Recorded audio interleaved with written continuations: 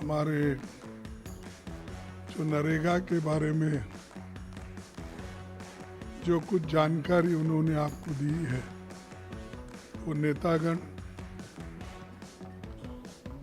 और अनुभव के आधार पर बहुत कुछ उन्होंने बताया। और आपने आप जो काम कर रहे हैं, ये देखकर राहुल गांधी जी बड़े खुश हो गए। आपको सभी को मैं धन्यवाद देता हूं कि जैसा कि उन्होंने प्रदर्शन किया कि जिस ढंग से देहातों में मनरेगा वर्कर्स को समझाने की कोशिश हमारे मनरेगा के एनजीओज कर रहे हैं, तो उनको भी मैं धन्यवाद देता हूं, क्योंकि ये बहुत बड़ा काम है आज हम लोगों को इकट्ठा करना। मैं चंद बातें आपने अपने इससे कहूँगा, इसलिए कहूँगा कि उसमें जो बातें मैं बताऊँगा खासकर हमारे मनरेगा के एनजीओज नेताओं ने बताया है। फिर भी मैं ये समझता हूँ कि थोड़ी सी बातें आपको बताना ज़रूरी है, क्योंकि हमारी लड़ाई बड़ी लंबी है। ये लड़ाई कहीं एक जगह चुप बैठ के सत्याग्रह करके घर जाने का नहीं है, या स्लोगन देकर घर जाने का नहीं है। ये इतनी बड़ी लंबी लड़ाई है, जब तक नया कानून को वो वापस नहीं लेते, मनरेगा जैसे के वैसा नहीं रखते, तब तक हम लड़ते रहेंगे।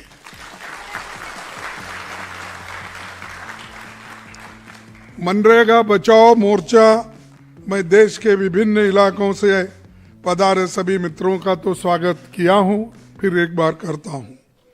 संसद के विंटर सेशन में मोदी सरकार ने मनरेगा को समाप्त कर नया कानून बनाया।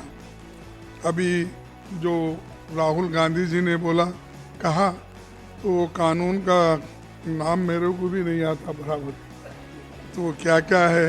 अरे हम तो महात्मा गांधी जी का नाम लेकर मनरेगा बनाए थे, तो इनको क्या रोग हो गया है कि वो मनरेगा के पीछे ही पड़े हैं। ग्रामीण भारत के गरीबों कमजोर तबकों पर हमला किया, जिसका देश भर में विरोध हो रहा है। जल्दी ही बजट सत्र शुरू होगा, जिसमें इस मसले को हम लड़ेंगे, ये वायदा हम आपके पास करते हैं। देश के तमाम हिस्सों में कांग्रेस पार्टी गांव स्तर पर इस गंभीर मुद्दे को आंदोलन के रूप में लेकर जा रही है। मनरेगा को समाप्त करना कमजोर तबकों पर प्रहार ही नहीं है, ये बीजेपी आरएसएस की महात्मा गांधी को जनस्मृति से हटाने की साजिश और ग्राम स्वराज की सोच पर ये हमला है। महात्मा गांधी जी राष्ट्रपिता हैं, दलित सीमाओं से परे वे देश के आदर और सम्मान के पात्र हैं। यह पहला मौका है जब कोई दल राष्ट्रपिता के नाम पर रखी योजना से उनका नाम हटाने का हिमाकत कर रहा है, तो ये बीजेपी कर रही है। जिन्होंने गांधी जी की हत्या की, वो अब आरएसएस के शताब्दी वर्ष में उनका नामो निशान मिटाने का साजिश कर रही है, जो देश कभी बर्दाश्त नहीं करेगा और इस देश की जनता कभी इसे सहन नहीं करेगी। मित्रों, 19 जनवरी 2026 को मोदी सरकार की ओर से एक प्रेस कॉन्फ्रेंस करके मुझे और राहुल जी को उन्होंने बहुत टीका टिप्पणी की और वो टीका टिप्पणी का उत्तर हम देने नहीं चाहते, ये तो उनका काम है।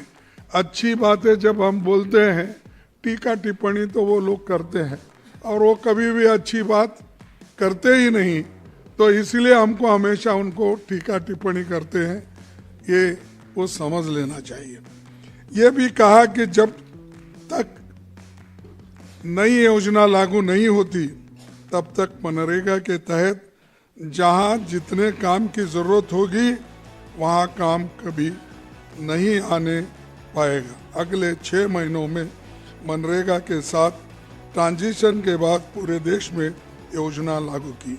यानी जब अभी राहुल जी भी इसका जिक्र किए कि भाई ये मनरेगा जो हमने लागू किया था इसका काम का जरूरत है, लेकिन इसको रोकने का काम ये इसलिए कर रहे हैं कि दबे कुचले समाज के लोगों को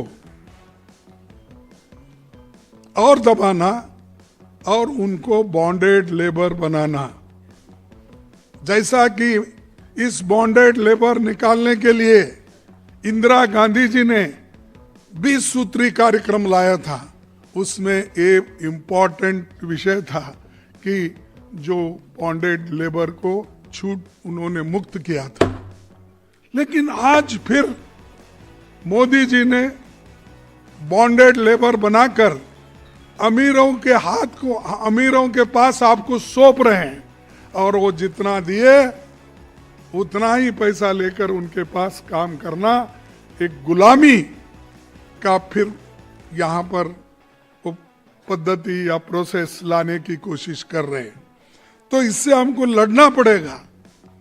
अरे लोगों को बोल रहे 125 दिन काम देंगे, 125 दिन, अरे 100 दिन के लिए हम पूछ रहे हैं और 100 दिन में अगर आप पूरा पैसा नहीं दे सकते, क्योंकि 100% मजदूरी हमको मिलती थी और 75% मटेरियल में जो स्टेट गवर्नमेंट का काम होता था, लेकिन आज उसको खत्म करने का उन्होंने तैयारी की है। इसीलिए की है कि अगर आपके पास पैसा नहीं है, अगर आपके हाथ से पैसा छीन लेंगे, आपकी मजदूरी अगर वो ले लेंगे, तो आप फिर से गुलामी के अंदर जाएंगे। यही वो चाहते हैं। तो इसके लिए अपने लिए लड़ना है। ये किसी पार्टी को मजबूत करने के लिए हम नहीं पूछ रहे। आप वोट देते हैं अपने अपने हिसाब से देते हैं, लेकिन ये आपके हकूक के लिए हम लड़ रहे हैं। खासकर सोनिया गांधी जी ने आर्टिकल 41 के तहत जो right to work, right to food security, right to education, right to information, ये सब क्यों लाए? ये सब सामान्य जनता के लिए लाए हैं। तो आज जनता अगर इसके लिए तैयार नहीं होगी तो अपना हक हम खो ले रहे हैं। और कल ऐसा भी एक दिन आएगा जिसके पास पैसे हैं, जो इनकम टैक्स पेयर हैं, जिसके पास जमीन है, जिनके पास डिग्री है और बड़े बड़े हुद्दे हैं, उन्हीं को वोट का अधिकार हम देंगे। ये जो लोग देश के लिए कुछ कंट्रीब्यूट नहीं करते, सिर्फ गारंटी लेकर खाते बैठते हैं, काम करते हैं, तो इनको वैसा ही रखेंगे। ये उनका मुद्दा होता है। आपके हकूक छीन लेने का पूरा कोशिश वो करेंगे। और मैं ये कहना चाहता हूं कि ये हमारे जो लीगल राइट्स हैं, कानूनी हक है, इसको हिफाजत करने की कोशिश करो। मैं देखा हूं बहुत से पार्टियां अभी भी इसके बारे में बात ही नहीं करते, बहुत से। और जब ये आवाज उठाकर हम कहते हैं, हमारे लीडर राहुल जी इस बात को उठाते हैं, तो उतने ही जोर से किसी और पार्टी के लोगों का नहीं आता। कोई अपने अपने मसलों को लेके हर स्टेट में कुछ बोलते रहता है। अरे ये तो मेन मुद्दा है, ये करोड़ों लोगों का पेट भरने का सवाल है, उनके बच्चों का सवाल है, उनके बच्चों का विद्या का सवाल है और जीने का सवाल है। इसके बारे में अगर हम नहीं सोचेंगे तो बड़ा मुश्किल होता है। मुझे कभी कभी याद आता है जब मेरे पिताजी एमएस के मिल में काम करते थे, टेक्सटाइल मिल में, तो हम ठीक ही थे क्योंकि मैं एक ही बेटा था, तो उतना कोई तकलीफ नहीं थी क्योंकि मिल में पगार तो मिलती थी पहले हर फर्स्ट को। लेकिन मैं और एक बाद में हमारे पिताजी जो शादी कर ली है, उनको भी उन्होंने काम पे भेजते थे। मैं बोला एक बस है, नहीं नहीं काम करना सब ये रहना। कहाँ भेजते थे? ये ईंट की भट्टी होती ना, मट्टी, ईंट के भट्टी को उसके वहां पर उन्होंने काम को भेजते थे। मैं बहुत बार बोला उनको, वहां क्यों भेजते उनको, सब ठीक है ना? नहीं नहीं सब लोग काम करना, काम करे तो आप लोग भी पढ़ सकते हैं आगे। मैं देखा कि जो मनरेगा आज तो इज्जत से मिल रहा है, इस इज्जत से मिलने वाले काम को हम लोग हटा रहे हैं। लेकिन ऐसा भी एक वक्त था हमारे घर में, हमारे लोग, जो दलित लोग, पिछड़े लोग, अति पिछड़े लोग भी, ये सब लोग पेट के लिए दूसरे के पास काम दो ऐसा जाके ठहरते थे। तो ये अपना हक को बचाने का समय है। इसीलिए मैं आपसे वादा करता हूं कि हम और राहुल जी और सभी हमारे पार्टी के लोग तो लड़ते रहेंगे। और ये अच्छा किया कि हमारे दीक्षित साहब ने ये मीटिंग बहुत ही जल्दी बुलाकर उन्होंने हमको आपसे मिलने का हमको एक सौभाग्य मिला। तो इसलिए हम सभी लोग इस पर ध्यान देकर आगे बढ़ना चाहिए। और मैं और एक बात आपसे करूं कि ये अब आधार और डिजिटल अटेंडेंस, ये पेमेंट मनमानी करके लाखों मजदूरों की रुचि से सूची से बाहर कर दिया गया है। यानी एक एक तरीका ढूंढते हैं, जैसा कि एसआईआर कम करके पार्टियों को हराने के लिए, हमको खत्म करने के लिए, हमारे विचारधारा को खत्म करने के लिए एक तरफ कोशिश करते हैं और दूसरे तरफ आज मनरेगा के लोगों को भी मजदूरी न मिले और उनका नाम वहां से हटाया जाए, वो काम भी वो कर रहे हैं। और 11 साल के मोदी सरकार ने दुनिया के सबसे बड़े रोजगार योजना को धीरे धीरे खत्म कर रही। मैं एक बात आपके सामने रखना चाहता हूं। श्रीमती सोनिया गांधी जी जब मुझे लेबर मिनिस्टर बनाए 2009 में, मैं आईएलओ कॉन्फ्रेंस को जाता था। आपको मालूम है, तो सबको मालूम होगा। तो ये दुनिया का एक ऑर्गेनाइजेशन है, बहुत बड़ा ILO, the international labour organisation. तो वहाँ जाता था तो हर एक को अपने अपने देश के लेबर के बारे में, लेबर वेलफेयर के बारे में वहाँ पर बात करते थे। कभी एनवायरनमेंट के ऊपर आता था, कभी मजदूरों को कम दाम, मिनिमम वेजेस के बारे में आता था।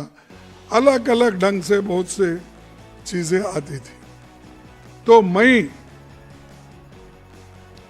अमेरिका, जापान, चाइना 18 कंट्रीज में गया था और हर 18 कंट्रीज में मैंने उनसे कहा कि हमारे पास राइट टू वर्क है, जिससे गरीबों को काम मिलता है और साल में 100 दिन काम देना चाहिए, ये कंपलसरी है। अगर कोई काम नहीं देता है वो डिप्टी कमिश्नर को प्रोसिक्यूट कर सकते हैं, है ना, है तो कर सकते। ये बात बोलने के बाद बहुत से लोगों को अजब हुआ। तो ब्राजील के प्राइम मिनिस्टर ये कहे ऐसा है अभी, हाँ है। उसके बाद हर जगह जब मैं गया, साउथ अफ्रीका गया तो केपटाउन में वहाँ पर हो गया था, जापान, उसके बाद चाइना, उसके बाद जर्मनी, इटाली, सब जगह गए, सब जगह